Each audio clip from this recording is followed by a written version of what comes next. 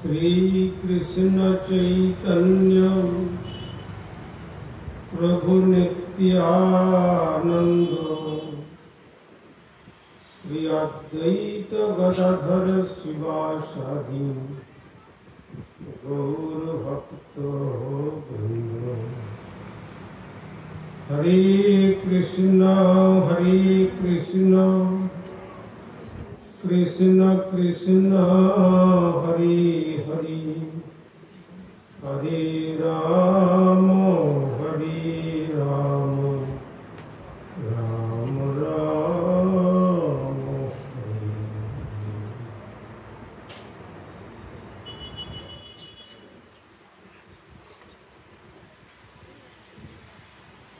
सर्वप्रथम परमार्चनीय विश्ववंदित आचार्य भास्कर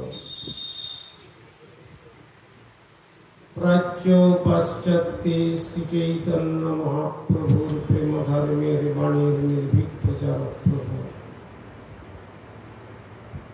कलियुग पावनावतारी भुवन मंगल परम करुण श्रीमन महाप्रभुर अभिन्न श्री श्री नित्यानंद मुक्त प्रकाश मूर्ति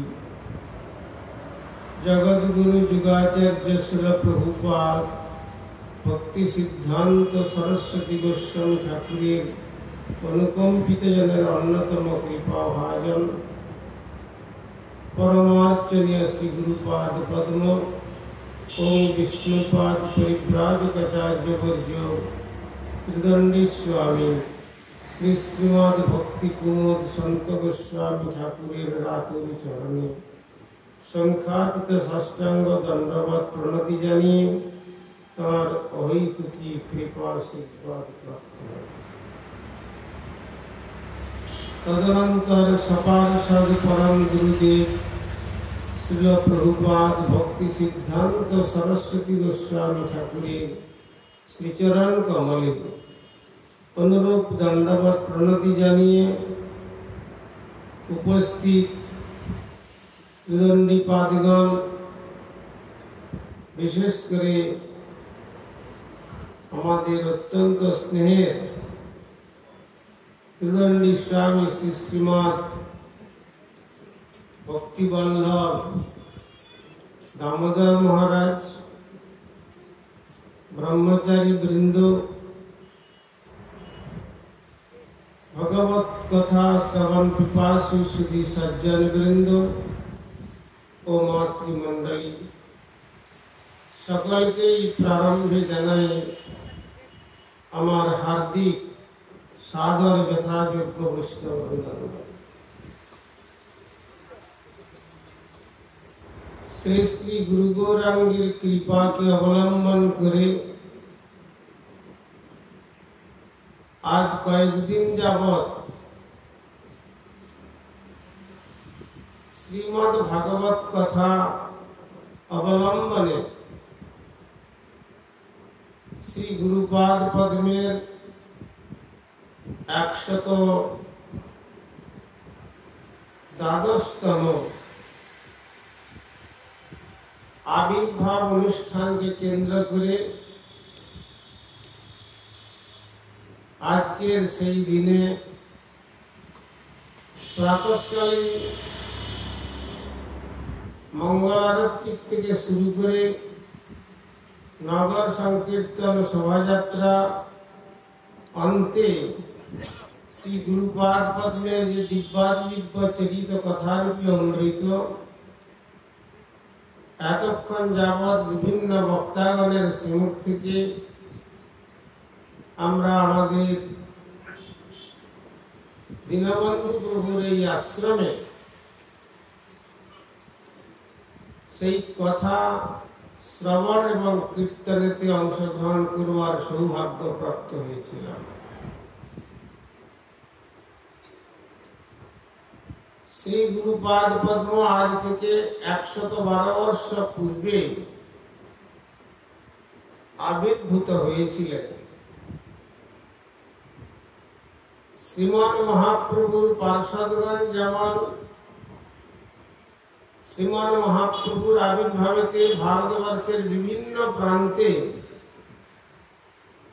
তারা আবির্ভূত হয়ে শ্রীমান মহাপ্রভুর সঙ্গে এসে মিলিত হয়েছিলেন, তেমনি শ্রী গুরুপাদ পদ্ম প্রমুখ তাঁর যত সতীর্থগণ সকলেই শ্রী ব্রজধাম ছেড়ে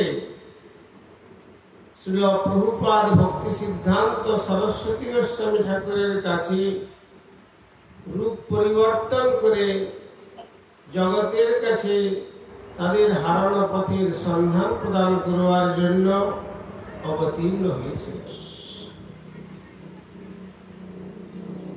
মহাত্মাগণের আগমনের কথা শাস্ত্রে বর্ণিত হয়েছে।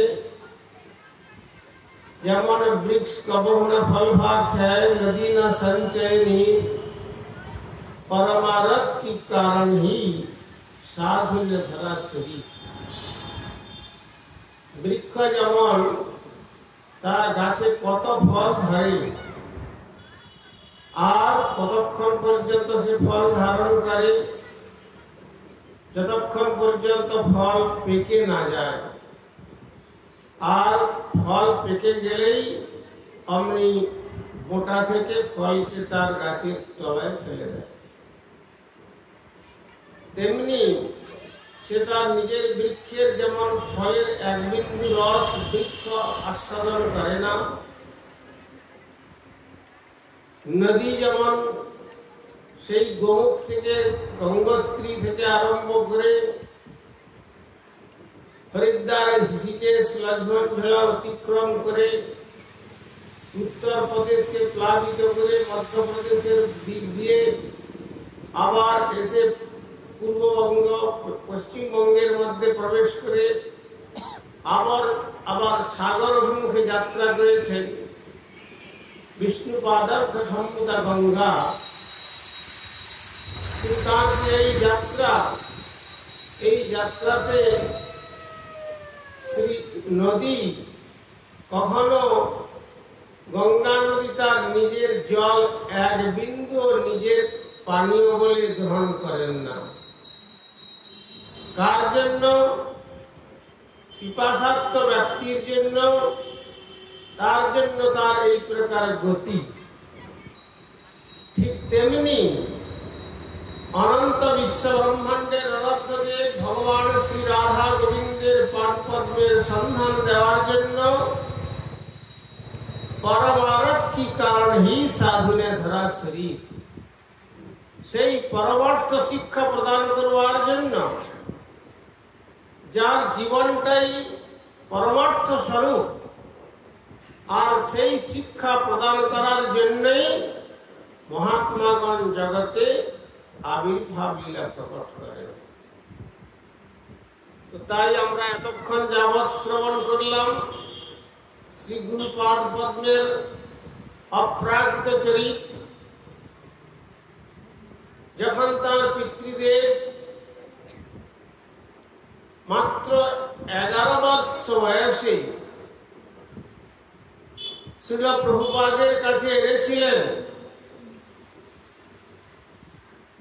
তখন শ্রীল প্রভুপাদ তাকে দেখেই বলছেন যে বৈকুণ্ঠ প্রভু, আপনি না বলেছিলেন আপনার একটি ছেলেকে আমার সেবার জন্য দেবেন? তো তখন বৈকুণ্ঠ বাবু তিনি বুঝতে পারছেন না যে প্রভুপাদ কি বলতে চাচ্ছেন, তিনি শুনে হতবাক হয়ে গেছেন। তখন প্রভুপাদ বললেন যে বৈকুণ্ঠ প্রভু, এ জীবনে নয়, বিগত জীবনে আপনি আমায় কথা দিয়েছিলেন। যখন এই কথা বললেন তখন বৈকুণ্ঠ প্রভু বললেন, আচ্ছা ঠিক আছে, তাহলে আমার সঙ্গে আমার একটি ছেলে আছে, এর নাম রাধারমন। তো তাকে জিজ্ঞাসা করলেন, রাধারমন, তুমি প্রভুপাদের সেবায় নিজের জীবনকে উৎসর্গ করবে? তখন তিনি এক কথাই বলে বসলেন যে আপনার যদি আদেশ হয় তাহলে আমি আমার জীবনের শেষ নিঃশ্বাসের পূর্ব মুহূর্ত পর্যন্ত শ্রীল প্রভুপাদের শ্রীচরণ কমলে আমার জীবনকে উৎসর্গ করবার জন্য আমি রাজি আছি। তখন আর ঘরে ফিরে যাওয়ার কথা নাই। সেই কথা বলার সঙ্গে সঙ্গে প্রভুপাদের হস্তে শ্রী গুরুপাদ পদ্মকে তুলে দিয়েছিলেন তার পিতৃদেব। সুতরাং তিনি যে কেবল এই জীবনে প্রভুপাদের সঙ্গী ছিলেন তা নন, নিতাই চরণ সত্য তাহার সেবক নিত্য। যেমন নিত্যানন্দ প্রভু যেমন নিত্য আর তার সেবক নিত্য, তেমনি প্রভুপাদ নিত্য মুক্ত মহাপুরুষ এবং ভগবৎ পার্ষদ শ্রী রাধারানীর নয়নমণি মঞ্জরি। আর তেমনি আমার শ্রী গুরুপাদ পদ্ম প্রভুপাদের নিত্য পার্ষদ, নিত্য গোলক বৃন্দাবন থেকে এই ভূলোকে অবতীর্ণ হয়েছিলেন শ্রী রাধা গোবিন্দের যুগল মাধুরী। কিভাবে গৌর গোবিন্দের আরাধনা করা যায় সেই আরাধনার শিক্ষা প্রদান করবার জন্যই তার এই জগতে অবতরণ, এবং অবতরণ করে পরে তিনি শ্রী গুরুপাদ পদ্ম আশ্রয় লীলা জগতে প্রকট করেছেন। তিনি আকুমার ব্রহ্মচর্য ব্রত অবলম্বন করে নির্মল চরিত্রের মাধ্যমে জগতের জীবকে শিক্ষা প্রদান করেছেন যে কিভাবে আচরণের দ্বারা আচার্য রূপে জগতে প্রকাশিত হতে হয়। মহাপ্রভু বলেছিলেন, আপনি আচরি ধর্ম জীবের শিখায়, আপনি না কইলে ধর্ম শিখানো না যায়। আচার করেন কেহ না করে প্রচার, প্রচার করেন কেহ না করে আচার, আচার প্রচার নামের করদেই কার্য, তুমি সর্বগুরু তুমি জগতের রাজ্য। সুতরাং শ্রী গুরুপাদ পদ্ম নিজে আচরণ মুখে এবং প্রচার মুখে তিনি এই জগতের কাছে প্রকটিত হয়ে বিশ্বের প্রতি তিনি যে গম্ভীর স্বরে বজ্রনিনাদ রূপ, যে গম্ভীর স্বরে, কখনো কখনো তাকে আমরা দেখেছি বজ্রাদপি কঠোর, আবার তাকে আমরা দেখতে পেয়েছি মৃদুনি কুসুমাদপি। বজ্রাদপি কঠোরানি মৃদুনি কুসুমাদপি লোকোত্তরাণং চেতাংসি কহি বিজ্ঞাত মিশ্র। কখনো বজ্র অপেক্ষাও কঠিন, যেন মনে হবে কত কঠিন হৃদয়। আবার যখন তিনি অতি সুকোমল ব্যবহার করে আদর করতেন, তখন মনে হতো যেন কমলের যে কোমল পাপড়ি, তার থেকেও মনে হয় আরো নরম তার হৃদয়।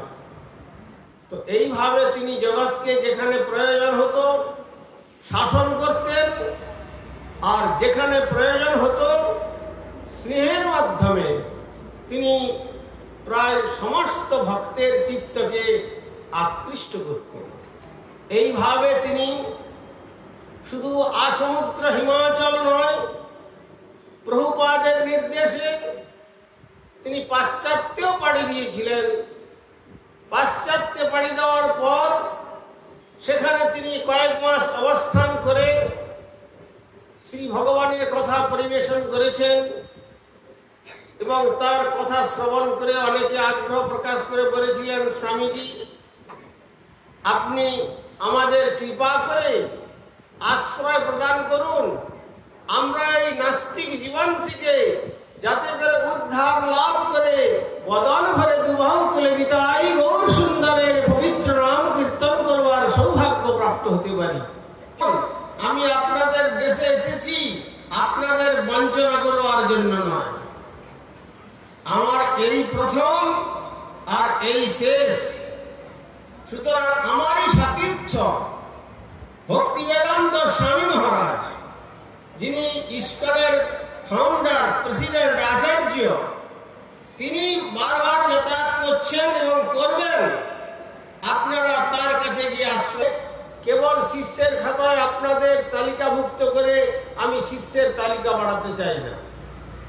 এমন আমাদের গুরু মহারাজ বলতে যে দেখো, কাউকে বলবে না আমার শিষ্য হওয়ার জন্য।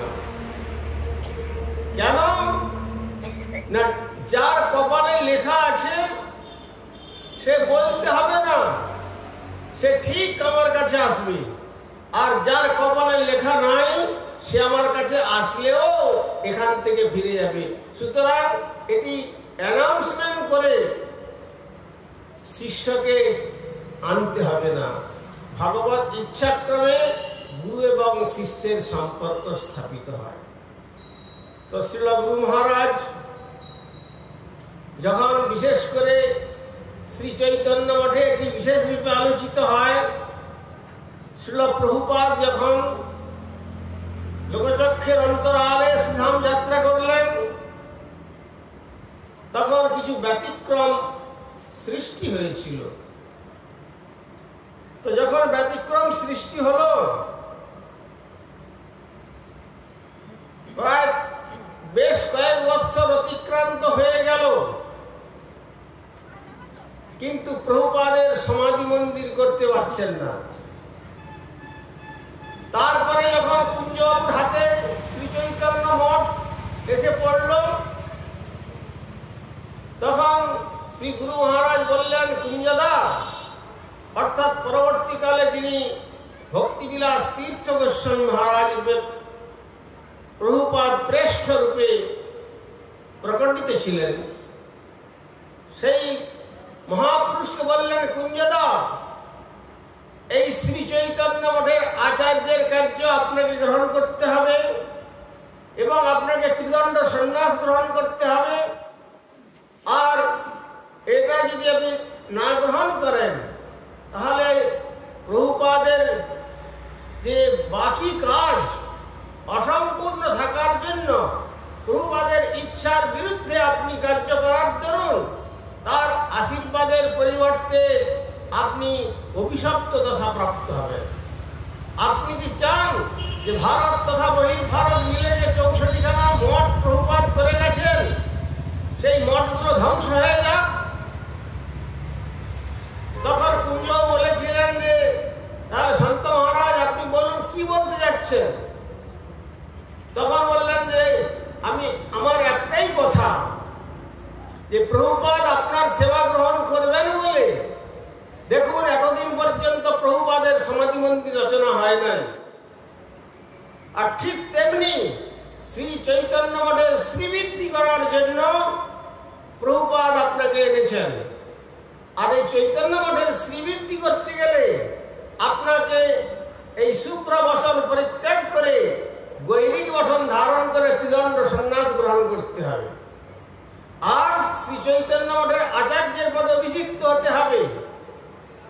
তখন কুঞ্জবাবু বললেন, ঠিক আছে, আমি আপনার কথাতে মত দিতে পারি, তো আমারও কিছু কন্ডিশন আছে। কি কন্ডিশন? না, আমি যদি চৈতন্য মঠের আচার্য হই, তাহলে প্রতি নবদ্বীপ পরিক্রমায় আপনাকে আমার নবদ্বীপ পরিক্রমার পার্টি পরিচালনা করতে হবে। প্রতি বৎসর এসে আপনি আপনার মঠে থাকুন, কিন্তু প্রতি বৎসর এসে এই শ্রী চৈতন্য মঠের শ্রী নবদ্বীপ পরিক্রমার পার্টি পরিচালিত করতে হবে। তখন গুরু মহারাজ বললেন, এ তো বড় আনন্দের বিষয়, আমি একা আমার পক্ষে চৈতন্য মঠের পরিক্রমা পরিচালনা করা সম্ভব ছিল না। তো কুঞ্জদা, আপনি মধ্যস্থ থেকে আমার মাথার উপরে জ্যেষ্ঠ ভ্রাতা পিতৃতুল্য অর্থাৎ গুরুতুল্য, গুরুবৎ গুরুভাতৃষু, এই বিচারে আমি মনে করি শুধু আপনি আমাকে উপদেশ প্রদান করছেন না, এই উপদেশ যেন শ্রীল প্রভুপাদ আপনার শ্রীমুখ থেকে আমাকে এই প্রেরণা দিচ্ছেন, আমি নিশ্চয়ই তা করব। আর যতদিন আমি আছি ততদিন পর্যন্ত আপনি শ্রী মায়াপুরে শ্রী চৈতন্য মঠের কাছে আর অন্য কোনো মঠ আপনি তৈরি করতে পারবেন না। কেননা আপনি যদি মঠ তৈরি করে অন্যত্র যান তাহলে চৈতন্য মঠ সম্পূর্ণ অন্ধকার হয়ে যাবে। কেননা আপনার যে সংকীর্তন, আপনার যে নৃত্য, আপনার যে বক্তব্য বক্তৃতা প্রভুপাদের চিত্তকে পর্যন্ত আকৃষ্ট করে। সুতরাং সেক্ষেত্রে আপনাকে এখানে মঠ করতে দেওয়া হবে না। আপনার জন্য শ্রী চৈতন্য মঠের দরজা সর্বক্ষণ খোলা থাকবে, আপনাকে এটাও স্বীকার করতে হবে। আর তারপরে বললেন আর একটা কথা, যেটা প্রভুপাদের গণ যখন প্রভুপাদ চলে যাওয়ার পরে অন্যত্র বেরিয়েছেন, কেউ সে কার্য করতে পারেননি। সেটা আমার দাবি যে আপনি এমন একজন আপনার প্রিয় সেবককে দেন যে শেষ নিঃশ্বাসের পূর্ব মুহূর্ত পর্যন্ত শ্রী চৈতন্য মঠের সেবা করে যাবে। প্রভুপাদ বললেন আমি তো শেষ জীবন পর্যন্ত করতে পারলাম না, এটাও তো আপনি আমার জন্য এক বিশেষ আশীর্বাদ, প্রভুপাদের আশীর্বাদ রূপে আপনি চাইছেন। তখন সঙ্গে সঙ্গে আপনারা জানেন এই 2-3 বৎসর হলো মাত্র তিনি অপ্রকট হয়ে গেছেন। 100 বৎসর অতিক্রম করে কানপ্রিয় দাস বাবাজি মহারাজকে বললেন আমি আমার এই সেবকটিকে দিলাম, এই সেবক যতদিন তার দেহে প্রাণ থাকবে সে শ্রী চৈতন্য মঠে আপনার আনুগত্যের সেবা করবে। তো সুতরাং আর প্রভুপাদের যত সেবক ছিলেন, কোন সেবকই তার নিজের সেবককে নিজের মন্দির ছেড়ে চৈতন্য মঠের সেবার জন্য দেননি। একমাত্র শ্রী গুরুপাদ পদ্ম সেই সেবার জন্য প্রদান করেছিলেন। আর তার জন্যই কুঞ্জবাবুর সন্ন্যাস গ্রহণ, শ্রী চৈতন্য মঠের আচার্যের পদে অভিষিক্ত হওয়া, আর প্রভুপাদ তার সেবা গ্রহণ করলেন। তাই প্রভুপাদের দিব্য সমাধি মন্দির রচনা কুঞ্জবাবুর দ্বারাই রচিত হয়েছিলেন। আর শ্রী গুরুপাদ পদ্মের যে অনন্ত মহিমা, যে মহিমার কথা আমাদের দামোদর মহারাজজি বললেন, আইআইটি যখন সেই এগ্রিকালচার ইঞ্জিনিয়ারিং এর হেড অফ দি ডিপার্টমেন্ট থেকে যখন সমস্ত ধর্মের মিলন মহোৎসব করবার চেষ্টা করেছিলেন, তখন গুরু মহারাজ বললেন যে এই যারা এই সর্বধর্ম সমন্বয় নামটা দিয়েছেন তাদের ধর্ম সম্বন্ধে কোনো কনসেপশনই নাই। যদি থাকতো তাহলে সর্বধর্ম সমন্বয় কখনো কথা হতে পারে না। সম্যক অন্যায় কিসে হয়, সর্বধর্মেতে কখনো হয় না। এই বলে খণ্ডন করলেন। খণ্ডন করার পরে ওই যে শুনলেন সেই স্বামীজিকে এমন কথা বললেন যে আপনারা যে ধর্মের অনুশীলন করে চলেছেন, আপনার ফোরফাদারগণ রূপী যে ঋষিমুনিগণ, সেই ঋষিগণের রক্ত আপনাদের শরীরে রয়েছে। তারাও ঘণ্টার ধ্বনি বাজিয়ে শঙ্খ সর্ববিদ্যা প্রকাশনায়, শঙ্খধ্বনির দ্বারা সর্ববিদ্যা প্রকাশিত হয়, সর্বমঙ্গলময় মুহূর্ত নেমে আসে, সমস্ত অমঙ্গল বিনাশ হয়, আর সর্বমঙ্গল নিকেতন ভগবান শ্রী গোবিন্দের প্রকট ঘটে। আর সেই শঙ্খধ্বনি আর কাঁসরের তাল আর ঘণ্টার ধ্বনি যদি না বাজে তাহলে সেটা কোনো মানুষের গৃহ বলে মনে হবে না, সেটা শ্মশান তুল্য। সুতরাং আপনারা যেখানেই থাকুন না কেন ঘণ্টা আপনাকে বাজাতেই হবে আর শঙ্খধ্বনি আপনাকে করতেই হবে, তা না হলে আপনি মনুষ্য পর্যায়েতে গৃহীত হবেন না। এত বড় কথা বলেছিলেন। তারপরে সেই সন্ন্যাসী মাথা নত করে পরে বললেন, পরে গুরু মহারাজের কাছে বসে বলেছিলেন স্বামীজি আমার কথাটা বলতে বলতে বলা হয়ে গেছে, কিন্তু আপনি আমাকে ক্ষমা করবেন। তখন গুরু মহারাজ বললেন কেন আপনাদের মন্দিরে ঘন্টা বাজে না? বলে হ্যাঁ তা বাজে। তো যদি সেটা যদি বেঁচে থাকে তাহলে আপনি কিসের জন্য, কোন ভরসায়, কোন সাহসে, কোন বুকের শক্তি নিয়ে এত বড় সনাতন ধর্মের অসম্মান করবার জন্য এই সভামণ্ডপে ব্যক্ত করলেন? তখন তিনি তার নিজের যে সম্পূর্ণ অজ্ঞতা এটা তিনি গুরু মহারাজের কাছে স্বীকার করেছিলেন। আর যখন সভা তখন কয়েক হাজার মানুষ, আর করতালের ধ্বনির দ্বারা গুরু মহারাজকে যেভাবে স্বাগত সম্বর্ধনা জানিয়েছিলেন, এই সংবাদ পৌঁছল আর সতীর্থ ভক্তিজীবন আচার্য মহারাজের, ভক্তিজীবন জনার্দন মহারাজজির কাছে। তখন শিল ভক্তিজীবন জনার্দন মহারাজ বলেছিলেন, আমরা প্রভুপাদের শিষ্য হতে পারি, কিন্তু আজ যদি সন্ত মহারাজ ওই সভাতে না যেতেন তাহলে গৌড়িয়া মঠের নামটাই ডুবে যেত। সন্ত মহারাজ গিয়েছিলেন বলে আমাদের গৌড়িয়া মঠ মাথা উঁচু করে আরো উচ্চ ঈশ্বরে ঘণ্টাধ্বনি করে শ্রী শ্রী রাধা গোবিন্দের উপাসনা করে। সুতরাং এইটা ছিল সন্ত গোস্বামী মহারাজ হল আমাদের গৌরব। তার নিজের গুরু ভ্রাতা ভক্তি জীবন জনার্দন গোস্বামী মহারাজ তিনি কথা বলেছিলেন এবং অন্যান্য গুরু ভ্রাতাগণ তাই শ্রবণ করে অত্যন্ত সন্তুষ্ট হয়েছিলেন। তো শ্রী গুরু মহারাজ তিনি কাউকে কোনো স্তব করে কোনো কথা বলতেন না, অপ্রিয় সত্য কথা বলতে তিনি বিন্দুমাত্র কুণ্ঠাবোধ করেননি। একবার বিহার অঞ্চলে এই অনুকূল ঠাকুরের সভা হচ্ছে, সভাতে সভাপতির কার্য করবার জন্য গুরু মহারাজ নিয়ে গেছেন। আর তার আগে একজন বক্তা বক্তৃতা করতে গিয়ে বলছেন, গৌরাঙ্গের পথ আর শঙ্করের মত এইটি নিয়ে চললেই মানুষ তার মনুষ্যত্বকে ফিরে পাবে, যথার্থ পরমার্থ অনুশীলন করতে পারবে।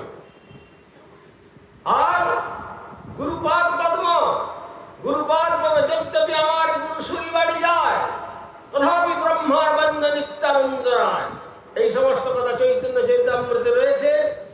আর তারপরে গুরু মহারাজের যখন ভাষণের সুযোগ হলো তখন গুরু মহারাজ বললেন, আজ সব থেকে দুঃখের বিষয় যে শঙ্করাচার্য বেদ না মেনে নাস্তিক মতবাদ প্রচার করেছেন, মায়াবাদম অসৎশাস্ত্রং প্রচ্ছন্ন বৌদ্ধ উচ্চতে মমৈবা ভীতং দেবী কলৌ ব্রাহ্মণ মূর্তিনাম, মায়াবাদ রূপ একটা অসৎ শাস্ত্র প্রমাণ করে গেছেন। আর সেই শঙ্করাচার্যের মতকে যারা গ্রহণ করেন তারা নাস্তিক, তাদের ধর্মেতে কোনো অধিকার নাই। আর গৌরাঙ্গের পথ বলছেন মহাপ্রভুর সঙ্গে শঙ্করাচার্যের সঙ্গে পথের কোনো সম্পর্ক নেই, যার জন্য যখন শঙ্করাচার্য শঙ্করের তার মত অদ্বৈতবাদ মায়াপুরে প্রচার করবার জন্য হয়েছিলেন রুদ্রদ্বীপে, তখন শ্রীমান মহাপ্রভু আবির্ভূত হয়ে বলেছিলেন, শঙ্কর তোমার মায়াবাদ আমার এই প্রেম ধর্মের ধামেতে তোমার এই মায়াবাদ প্রচার হবে না। সুতরাং যদি মঙ্গল লাভ করতে চাও তাহলে তোমরা সবার সবে সকলে বদন করে নিতাই গৌর সুন্দরের শ্রী পবিত্র নাম কীর্তন করো, এর দ্বারাই মানুষের প্রকৃত কল্যাণ সাধিত হবে। তাই সেই মায়াপুরের রুদ্রদ্বীপে এসেও শঙ্করাচার্য তার যে কথা অর্ধ শ্লোকের প্রবক্ষ্যামি যদিক্তৈ গ্রন্থ কোটিভি ব্রহ্ম সত্য জগৎ মিথ্যা জীব ব্রহ্মৈব নাপরঃ, একমাত্র ব্রহ্ম সত্য, জগৎ মিথ্যা আর জীব ব্রহ্ম, তার মধ্যে শুধু একটা কথাই ছিল সত্য কথা, ব্রহ্ম সত্য। কিন্তু জগৎ মিথ্যা নয়, জগৎ অনিত্য। আর জীব ব্রহ্ম নয়, জীব ব্রহ্ম জাতীয় বস্তু। আমার গুরু মহারাজ বলতেন যে এ drop of water of the ocean, but the drop of water is not ocean, but the drop of water come from ocean. এক বিন্দু জল সমুদ্রের থেকে তুলে নিয়ে যদি বিচার বলা যায় যে ওহে বিন্দু তুমি কি সিন্ধু, সে তখন জবাব দেবে যে না আমি সিন্ধু নয়, কিন্তু সিন্ধুর বিন্দু, বিন্দু কবু না হয় সিন্ধু আর রেণু কবু ভূধর নাহি পায়, বলেছেন আমাদের ঠাকুর মশাই।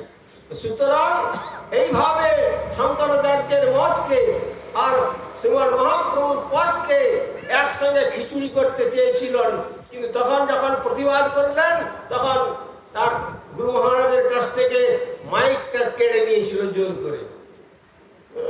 যখন মাইক কেড়ে নিলেন তখন গুরু মহারাজ বলেছিলেন, দেখুন এটা আপনারা ধর্মসভাতে ধর্মসভার সভাপতি রূপে আমাকে আপনারা আহ্বান করে এনেছিলেন, কি এই মাইক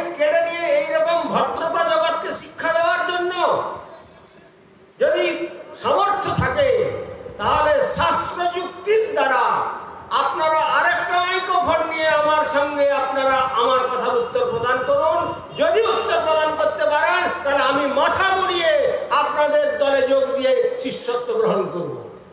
এত বড় চ্যালেঞ্জ দিয়েছিলেন গুরু মহারাজ। কিন্তু পরবর্তীকালে এক এক করে সব সরে গেলেন। তারপরে গুরু মহারাজ যখন যে স্থানে তাকে স্থান দেওয়া হয়েছিল সেখানে ফিরে এলেন। গুরু মহারাজের বক্তব্য শুনে প্রায় কয়েক হাজার নরনারী তারা বললেন যে স্বামীজি, এরা এতদিন ধরে আমাদেরকে এইভাবে বঞ্চিত করে এসেছিল, কিন্তু এত সুন্দর কথা তো এর আগে আমরা কখনো শুনি নাই। সুতরাং আপনি যখন এই দিকে এসেছেন তো কৃপা করে এই দিব্য আনন্দের সন্ধান আমাদের প্রদান করুন, আমরা আপনার শিষ্যত্ব গ্রহণ করতে চাই। তখন বেশ কয়েক শত শিষ্য তারা সেই মিশন থেকে তারা বেরিয়ে গুরু মহারাজের কাছে এলেন এবং তারপরে গুরু মহারাজ বললেন, আমি তো আর শিষ্যের মালা নিয়ে সর্বত্র ঘুরি না, তো কে আসবে না আসবে ভগবান নির্দিষ্ট। সুতরাং আপনারা যদি আমার শিষ্যত্ব গ্রহণ করতে চান, আমার কথা যদি শাস্ত্রীয় সিদ্ধান্ত হয়ে থাকে, তাহলে আপনারা খড়গপুরে আসবেন, আমি আপনাদের শিষ্যত্ব গ্রহণ করব। প্রায় কয়েক শত তারা শিষ্যত্ব গ্রহণ করেছিলেন। আর পরবর্তীকালে তারা আবার গুরু মহারাজকে নিয়ে গিয়ে এমনভাবে সভা করলেন, সেই স্থানেতে একবারে সেই সংঘ একবারে সম্পূর্ণ বিলুপ্তি হয়ে গিয়েছিল। সুতরাং শ্রী গুরুপাদ পদ্মের এইরকম গম্ভীর এবং তাৎপর্যপূর্ণ যে বক্তব্য, শাস্ত্র সিদ্ধান্ত, যেমন যেখানে যেমনটি প্রয়োজন ঠিক তিনি সেইভাবে বক্তৃতা প্রদান করতেন। যেখানে অজ্ঞ বালকরা রয়েছে স্কুল কলেজেতে, সেখানে স্কুল কলেজের মতো বক্তৃতা দিতেন। আর যেখানে বৃদ্ধ মানুষ যারা ভক্ত, তাদেরকে ভক্তিতে আনবার মতো সেইভাবে বক্তব্য প্রদান করতেন। আর যেখানে দর্শন নিয়ে কথা হতো সেইখানে তিনি দর্শন শাস্ত্র নিয়ে আলোচনা করতেন। কিন্তু যেখানেই গিয়েছেন সেই গুরুপাদ পদ্ম প্রভুপাদের বিজয় জয়ন্তী উদ্দিন করে তিনি সসম্মানে সেখান থেকে তিনি আশ্রমে ফিরে আসতেন। আর তাকে কেউ অপমান করতে পারতেন না। শাস্ত্রীয় তর্কেতে সকলকে তিনি পরাজিত করতে পারতেন। এর অধিক ক্ষমতা একটা বিশেষ রূপে তাঁর ছিল। অন্যান্য বক্তাগণ অনেককে হয়তো বক্তৃতার সময় প্রশ্ন করতে চাইলে তখন থামিয়ে দিতেন, যে থামুন, এখন বক্তব্য বলবেন না, আমার বক্তৃতার শেষে আপনাকে আমি সময় দেব, তখন প্রশ্ন করবেন। যখন বাংলাদেশে গিয়েছিলেন তখন বাংলাদেশে যাওয়ার পরে শ্রী রামকৃষ্ণ মিশনের বিশেষ রূপে আমন্ত্রিত হয়েছিলেন। কিন্তু আমন্ত্রিত হওয়ার পরে যখন তারা বললেন যত্র জীব তত্র শিব, সেই কথা যখন আগে বললেন, তখন শ্রী গুরু মহারাজ বললেন, দেখুন, আমি আপনাদের আশ্রমে এসেছি বলে আপনাদের মতো হয়ে আমি কথা বলতে পারবো না সনাতন ধর্মের বিরুদ্ধে। আপনারা যে কথা বললেন যত্র জীব তত্র শিব, বেশ, আপনি যদি শিব হয়ে থাকেন তাহলে শিব তো সমুদ্র উত্থিত হলাহল পান করে নীলকণ্ঠ হয়েছিল, আপনি একটু বিষ পান করে দেখিয়ে দেন আপনার শিবত্বটুকু। পান করবেন বিষ? বলুন, তাহলে আমি এখানে বিষ সংগ্রহ করছি।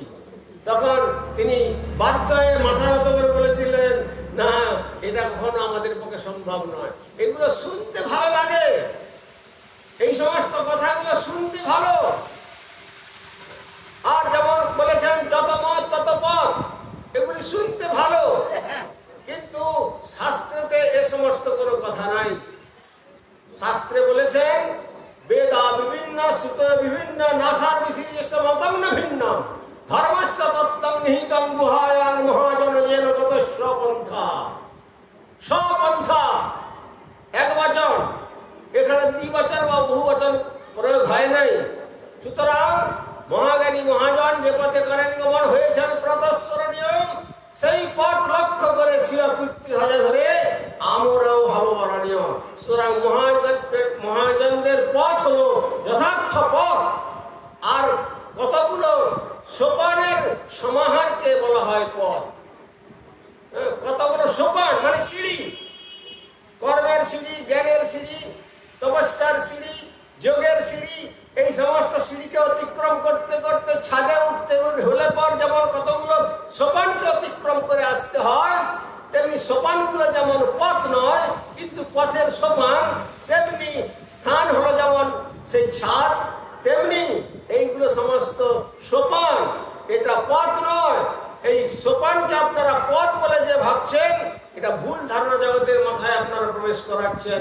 এর দ্বারা কখনো জীবের প্রকৃত মঙ্গল হবে না। ছাদে ওঠাই হলো একমাত্র লক্ষ্য।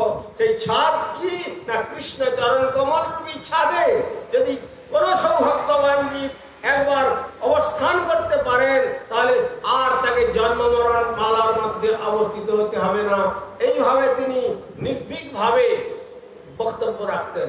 মুসলমানদের সঙ্গে বাংলাদেশে গিয়ে হরিকথা বলছেন, আর তার হরিকথা শ্রবণ করে মোল্লারা এসে পায়ের স্পর্শ করে প্রণাম করে ধুলি নিয়ে বলছেন, স্বামীজি আজকে আমরা আল্লাহর স্পর্শ পেলাম।